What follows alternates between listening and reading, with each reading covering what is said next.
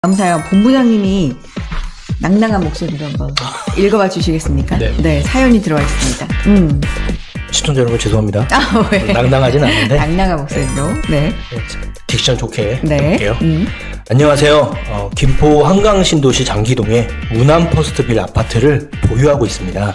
43평짜리 큰 평형을 입주 시기부터 보유를 하였고 가격이 올랐다가 좀 많이 떨어져서 답답했습니다. 최근 김포가 서울시로 편입되는 메가시티 얘기가 나와서 저는 기대가 좀 되는데요. 앞으로 전망이 어떻게 될지 고견 부탁드립니다.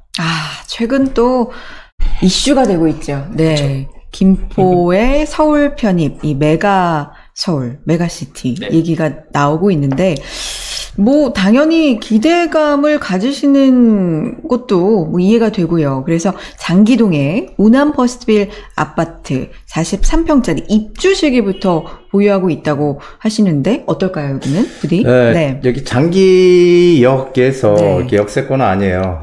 장기역에서 역세권은 아닌, 그렇다고 해서 걸어 다니지 못할 정도는 또 아닌 그런 아파트입니다. 한강신도시는 다들 아시다시피 2011년도에 이제 건축된 아파트인데, 이때부터 이제 건축이 된 아파트예요. 이 아파트는 특히 11년도에 건축된 아파트고요. 김포 한강신도에서 가장 먼저 들어온 아파트라고 봐도 과언이 아닙니다. 그래서 2011년이나 2012년도에 이제 대부분 이쪽에 들어왔는데요.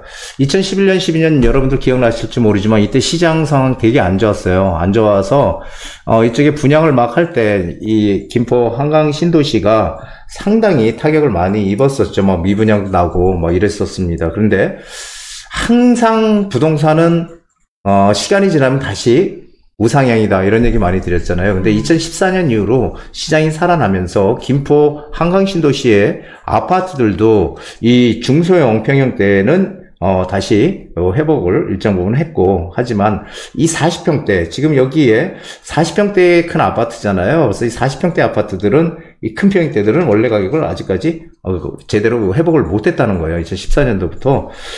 그 이유는 첫 번째, 김포 한강신도시가 이 40평대를 소화시켜줄 그만한 수요가 일단 많지 않다는 거고요. 두 번째는 다들 아시다시피 신도시의 가장 큰 맹점이 뭐냐면은 일자리가 없다는 거예요. 그래서 김포의 대부분의 직장인들이 다 김포에서 요즘 이제 그 골드라인이라고 하는 김포 이 경전철 있잖아요. 그래서 그걸 타고 서울로 출퇴근하잖아요. 그런 것 때문에 일자리가 지금 없은 배드타운에 지금 머물러 있다라는 거죠. 그래서 새로운 일자리 수요가 많이 생기고 하게 되면 이제 40평대 좋은 일자리가 생긴다면 40평대 중대형 평형의 수요도 크겠지만은 수요가 그렇게 지금 아직까지는 그렇게 크게 살아나고 있지 않다라는 거죠.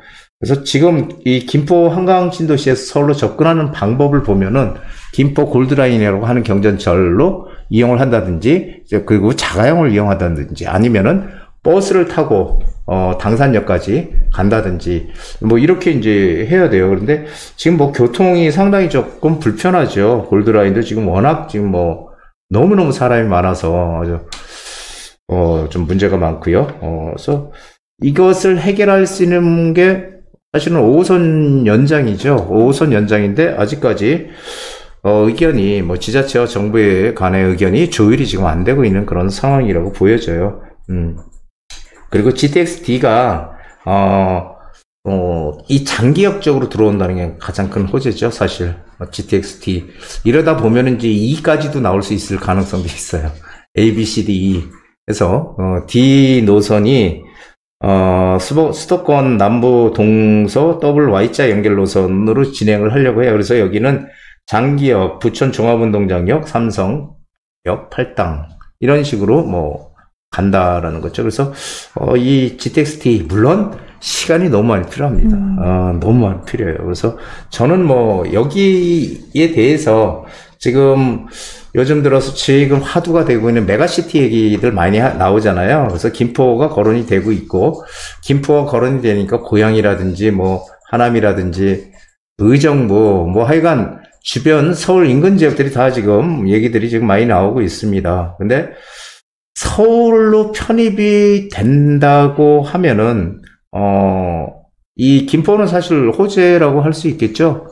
지금 서울이냐 아니면은 바로 길 건너 경기도냐에 따라서도 같은 비슷한 그런 아파트가 가격 차이가 분명히 난단 말이에요. 그래서 서울에 편입되는 거는 상당히 이 부동산 자산적인 측면에서는 상당히 도움이 될 것으로 보여져요. 근데 이것이 무슨 상당히 오랜 기간 동안 선진국들 같이 상당히 오랜 기간 동안 논의가 돼서 나온 게 아니라 선거를 앞두고 갑자기 툭 튀어나온 얘기로 보여져요. 물론 그 전부터 얘기를 했다고 하지만 툭 튀어나온 얘기로 보여져서 이게 쉽사리 될 가능성이 별로 그렇게 크지 않을 것이다라고 보여집니다. 그래서 이 호재는 분명하지만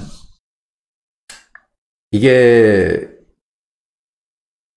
크게 그렇게 가격을 이렇게 크게 끌어올릴 수 있는 이게 과연 제대로 진행이 될지에 대한 의문도 있고요. 그래서 저는 실거주가 목적이라면 그냥 결론적으로 꾸준히 가져가는 게 맞을 것 같고요.